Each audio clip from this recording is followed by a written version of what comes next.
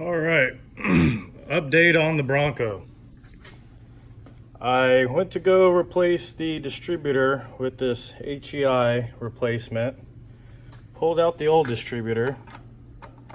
The oil pump drive was stuck into the bottom of it. It didn't have the little retaining clip, so this shaft came out with the distributor. I actually had to get a rag and yank this thing out of there. Well, when I did that, I went to go put it back in, and I looked some stuff up on the internet, and a lot of them said you had to drop the pan, and some of them show you little tricks and stuff like that to get it dropped in from the top. I dropped it in from the top just to see if it would fall into place. I've never taken this apart, the oil pan, since I've had it, so I didn't know what to look for. Well, here is the oil pump. Here is the oil pump drive. When I dropped it in, it missed and it hit right here. Well, after spending like 20 minutes up at the top trying to get the distributor to fall in, I gave up and said, all right, I'm dropping the oil pan. After I did that, I figured, well, I've already dropped the oil pan, why not get a new oil pump?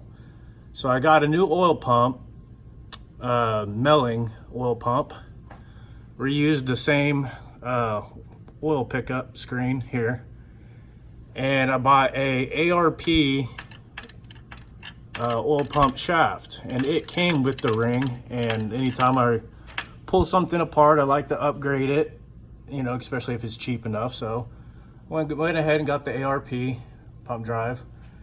One tip: you got to put it in before you put the oil pump on.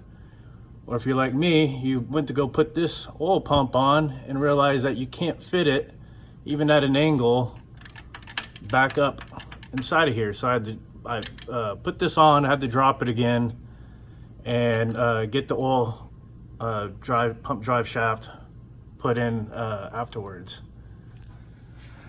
And since I went ahead and took the oil pan off,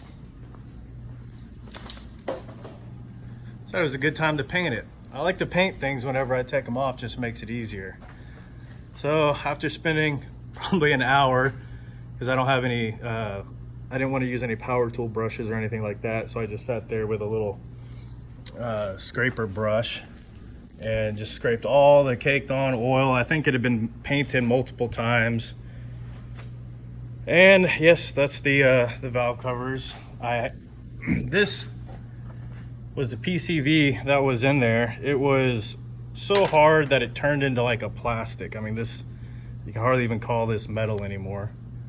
So went ahead and got new PCV after knocking this thing out. I'm gonna install that in there. And let's see what else.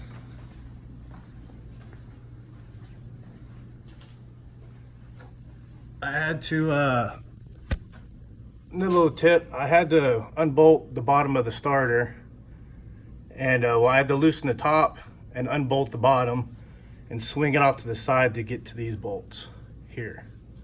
So that was a little trick. I went to go take the starter completely off, and then I realized as I was doing that I could move it and just twist it out of the way, still access it without having to drop that, which made it a lot easier.